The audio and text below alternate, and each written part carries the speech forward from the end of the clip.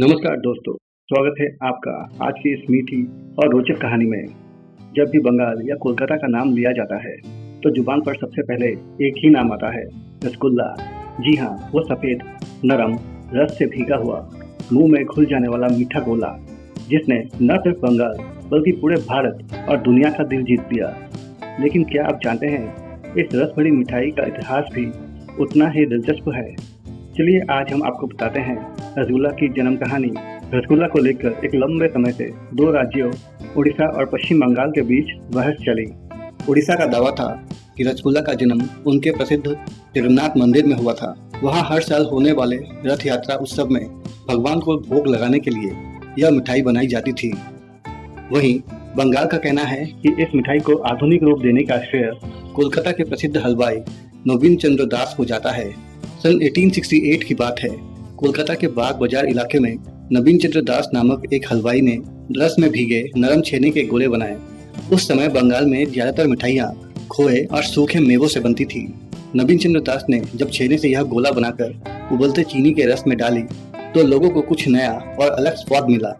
देखते ही देखते यह मिठाई इतनी लोकप्रिय हुई कि कोलकाता में इसे रसगुल्ला कहा जाने लगा।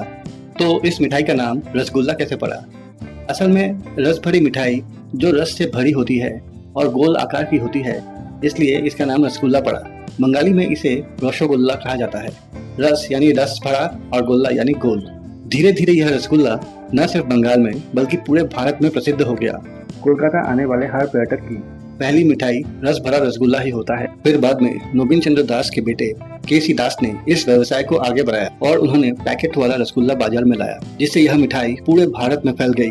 आज भी केसी दास की दुकानें कोलकाता में मशहूर हैं। कोलकाता के बाग बाजार, श्याम बाजार और कॉलेज स्ट्रीट की पुरानी दुकानों में आपको रसगुल्ला की वही पारंपरिक स्वाद मिल जाएगा। जैसे कि हमने पहले ही बताया कि रसगुल्ला को लेकर सालों तक बंगाल और उड़ीसा के बीच बहस रही।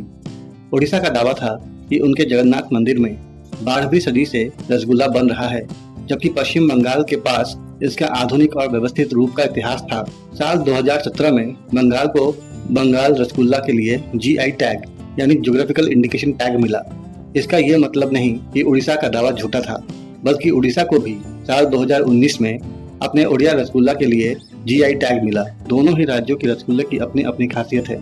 बंगाल का रसगुल्ला ज्यादा सफेद और हल्का होता है, जबकि उड़िया रसगुल्ला थोड़ा गाढ़े रंग का और अलग स्वाद वाला होता है।